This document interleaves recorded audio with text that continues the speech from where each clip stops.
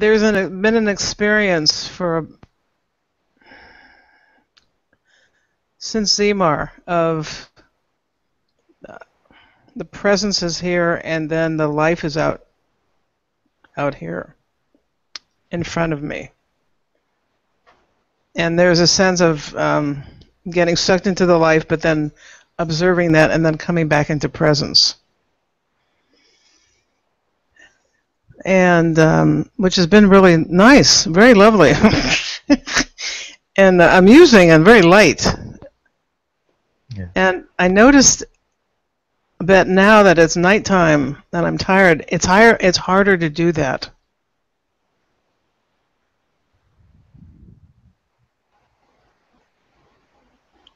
So I wondered if you have words about that. Yeah.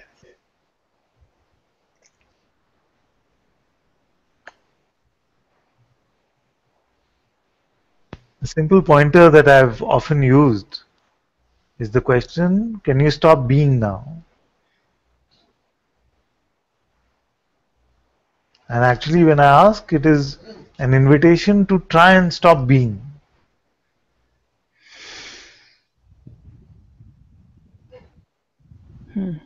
Yeah, I can't stop being. I notice the body is tired and the being is present. Yes. Yes. So if being is present, Yes. is it present with some effort? No, the being is not efforting. The body is efforting to stay awake, but the being is present. Yes. So it is effortlessly present, this presence. Yes. Yeah, it's just being here. Exactly. Now, is there any other entity or persona or something which is really present, except as an idea? No, not at all. Not They're at all all. ideas, and I can see them almost like a screen in front of me. Yes. Like there's this whole force field that isn't me in front of me, that is my life, quote unquote. Yes. But this me is which one? Is it the presence or a separate entity?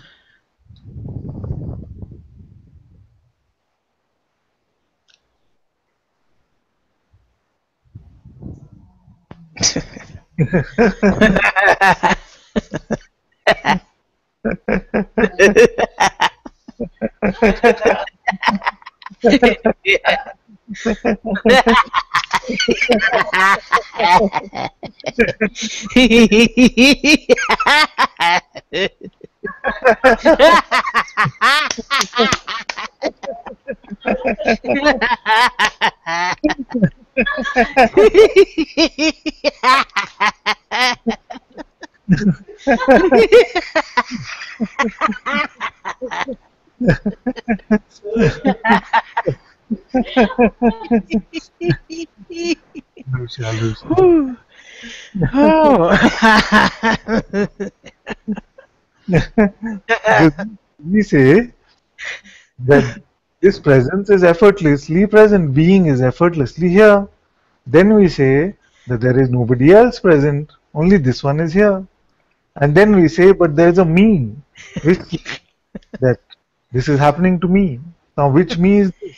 Okay, so that now I see the me is out there. It's not me. It's not the me. Isn't me.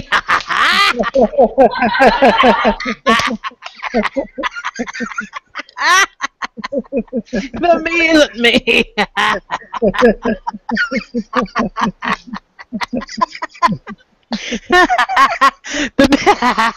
The me is not the I am. I am able to see the me.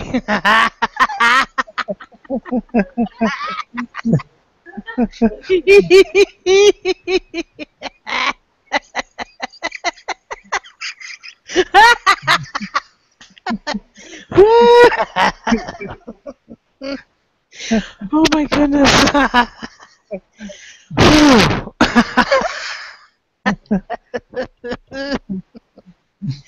Oh goodness.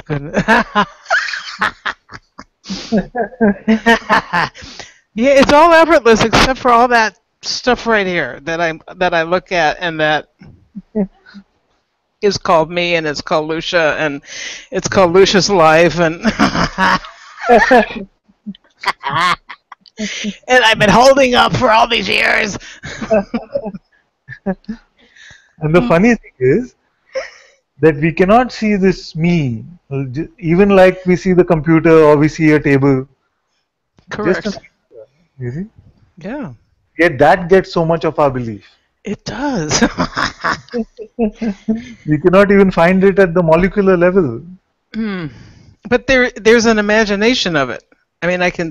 What? Even the imagination is not very clear. It's just like a No, blur. no, it's not. Yeah. Like we can imagine an orange quite clearly. You're in California, so orange, you Yes. can imagine an orange quite clearly. Very easily. Right. Yeah. I put it Me, in the kitchen.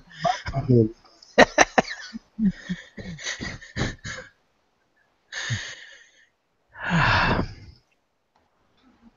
Now, this one, as long as we keep putting our eye over there, Yes.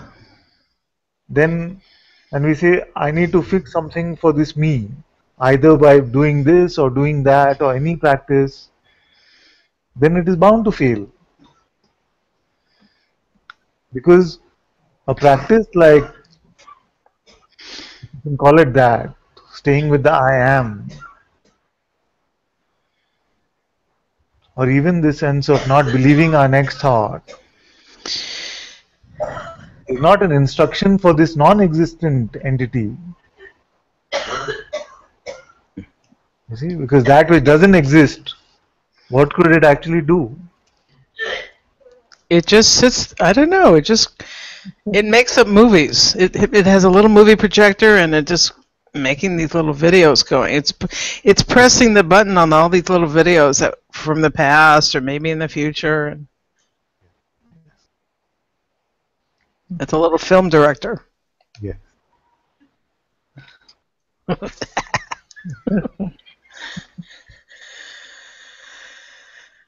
And we get caught up in these movies because this mind is so much of a soap opera queen. You see, Yes, uh, it makes a telenovela out of our life. oh my goodness, yes. Mm.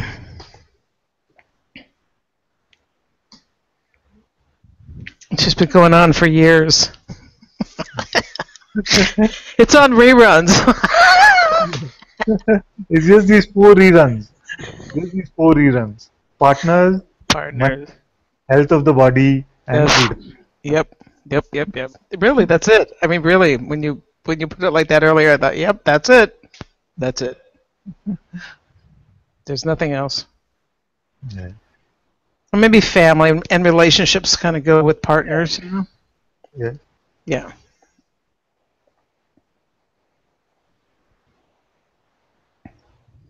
So now I'm seeing, or it is being seen that the being is just being. the body, the body is still tired, and Yeah. it's like what you know, Yeah. big deal. Yes. Because, like we just said, the body is very intricate when we start to look at it in that way. You see, and is running on some supreme intelligence which is way beyond this idea of me, way beyond what the me can handle or the mind can handle.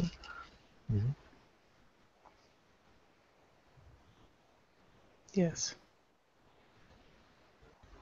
So it doesn't help.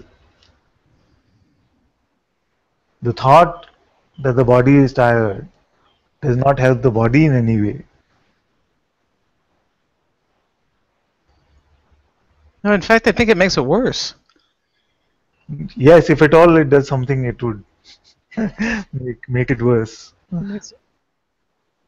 because some energy goes into that thought and the belief in that thought.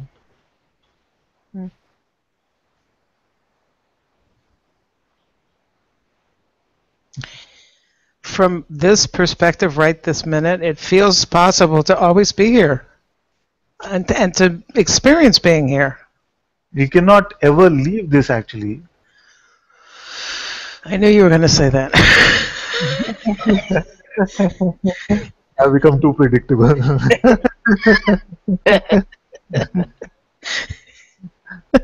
Because the subtle message which can come from the mind is that now that you see this, you must just be here.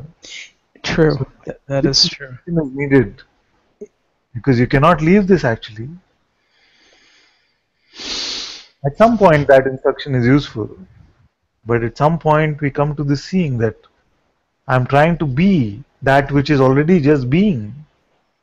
I'm trying to be that which is already just being. Mm-hmm. You see?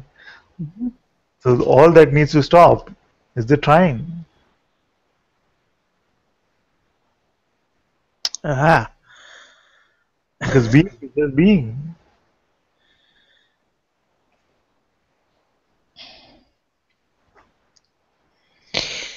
I noticed that sometime during the silent retreat,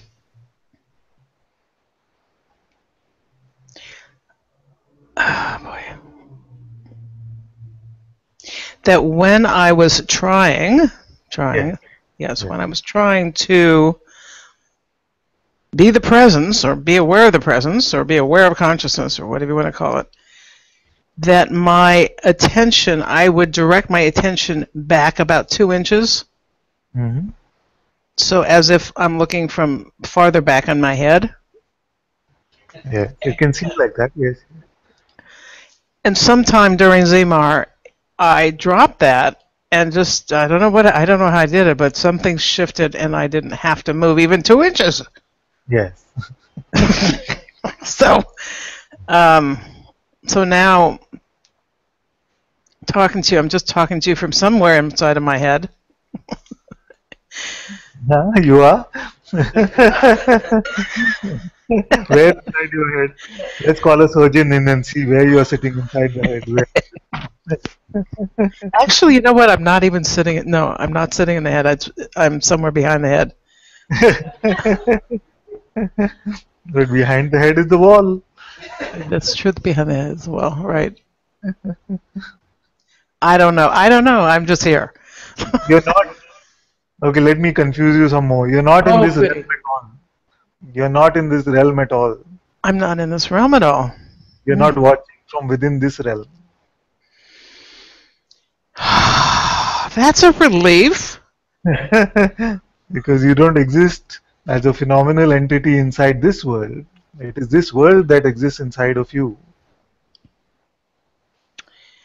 And it's simple. It's simpler than it sounds. Because when we look for ourselves inside this realm, we don't find it. Right. And yet there is a looking. There is an awareness. It is out of this world.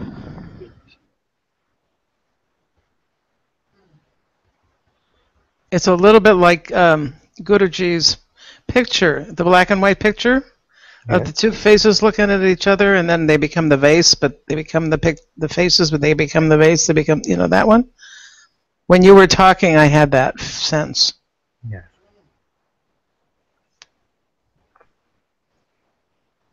I had the sense of being in the realm and being outside of the realm.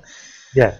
And seeing the realm from outside, and then being in the realm, and being in the realm and looking out as if I can see the structure of the realm. Yeah. Like sitting in a house that doesn't have any walls, but just the structure of it. Yes.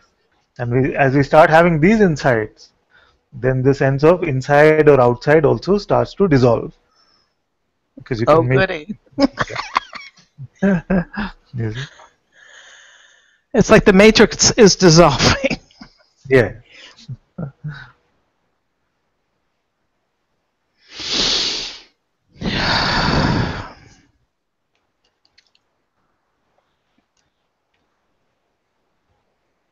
I had this strong fear today that I was going to die very soon.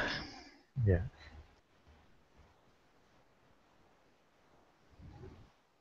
And I almost feel like I have to hold on to my body, like, no, not yet.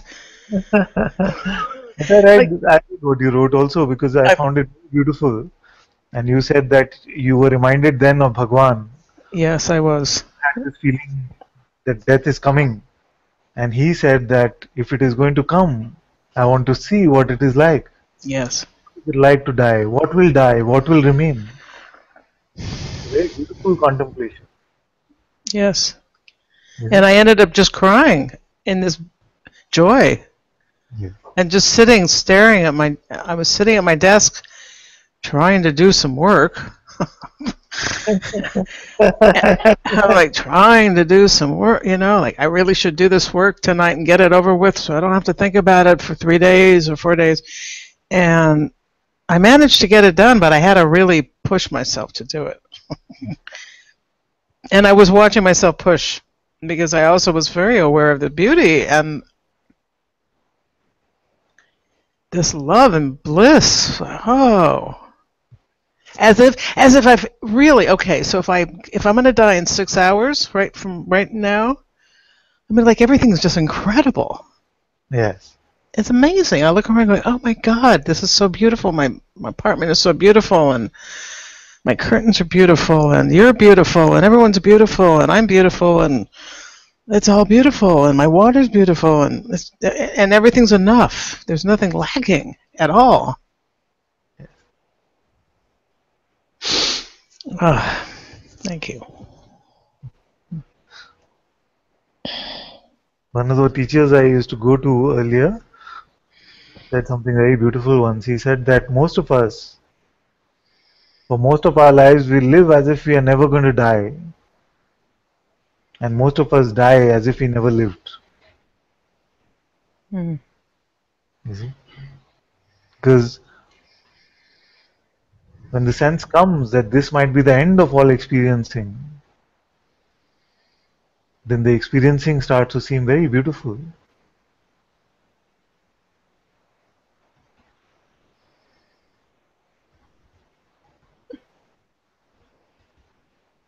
And yet, for most of this appearance of humanity, it seems like they are mostly suffering what they are experiencing. Yes. You see?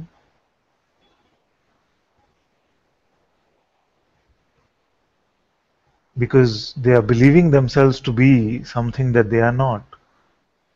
So it is not that the experience has to change, it is the idea of who the experiencer is that needs to be clarified.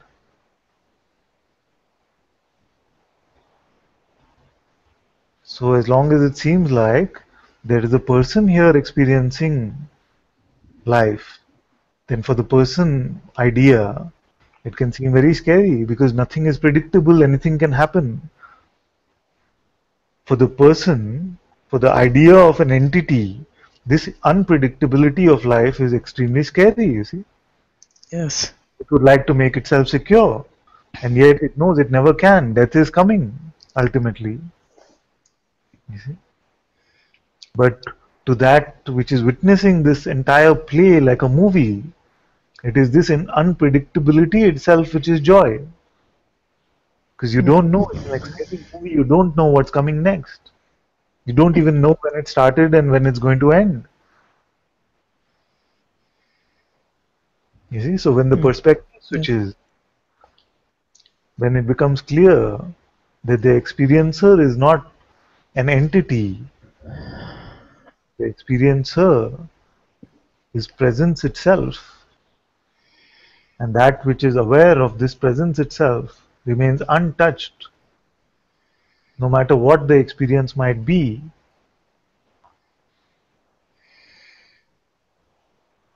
Then it goes from being a horror movie to just being a adventure fantasy or something like that. Adventure fantasy. That's.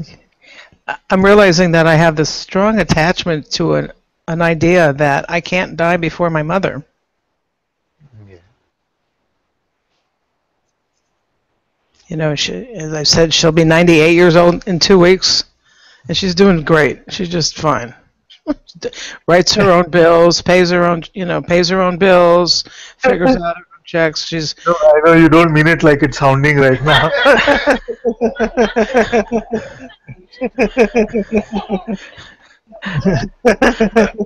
How is it sounding? You said that What did I say? I have the attachment to not dying before my mother, who's 98 right now, but she's doing quite well. Bad thing also. That means I have to be sure to live past her, way past her. I don't know. She could go on to 100. She said she's going for 100. I'm thinking, at this rate, she may very well go for 100. But as soon as she goes, I'm free to go. I'm free to do. I'm free. There's something about like, okay, I'm free to do whatever. Move to Bangalore. I don't know. Yeah, I don't know.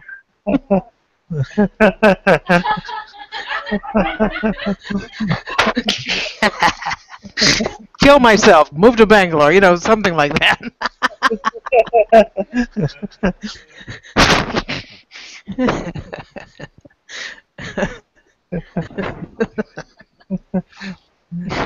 Very nice that we can have a sense of humor about these things because it makes this so-called journey very light.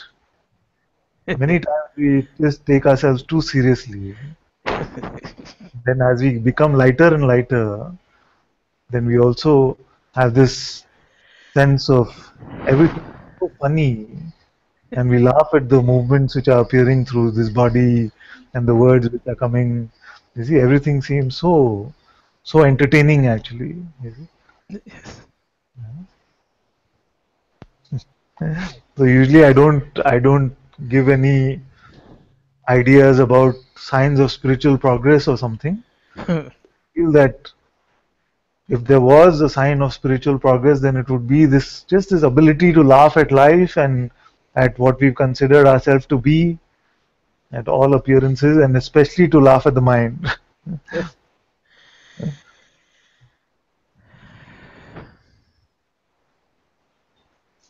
It is pretty funny. Yes. Yeah. It's so funny. Everything the mind says actually is funny. Even the horror stuff. Yes. Because it's talking about horror for the pink elephant. Right. And it doesn't exist. That's the funny thing. Yes. There was a beautiful sense today with my clients of just being with them and being grounded in the presence and being thankful for all this drama in front of me. Yeah. And I just sat there through most of the sessions just saying inside myself, thank you, thank you, thank you, thank you, thank you, thank you, thank you. And things were unfolding for people in like, oh my goodness, interesting, really interesting ways. Yeah. Yeah, actually, I thought of you. I thought of one of our very first conversations when I talked about being afraid to let it all go, and you were laughing about me being afraid to let God be there with my clients. Because God will make a mess out of it. Oh, a terrible mess! Horrible, just horrible. God is a psychotherapist. He's just going to mess it up. I need to get Lucia into this. God can't do this. Right. Oh boy. Mm. And then I remember next day, for the first time in your long career, you were late. God. Oh yes, it was. It was horrific. Yeah, it was. He did make a mess out of it. Oh my God. God. Oh my God. Yes, God made a mess out of it. Which actually turned out fine. I'm still seeing that person, and she's getting better, and all this stuff. Yeah.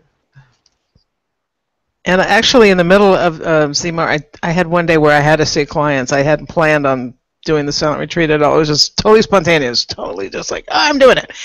And so on Monday, I had clients, and one client just attacked me in such a way that no one's ever attacked me as a therapist. It was like, oh my God, it was like one of the worst things, you know?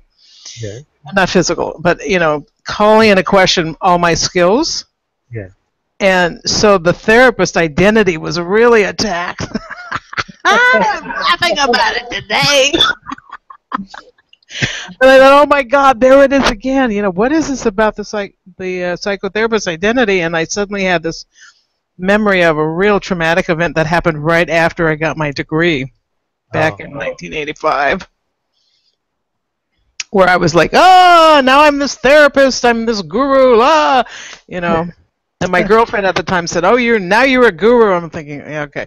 And then we ended up having this horrendous relationship, and we had to split up, and there was physical violence between us. And I was like, oh my God, it was horrible. It was such a contrast. And all that came up in the satsang energy of Zimar,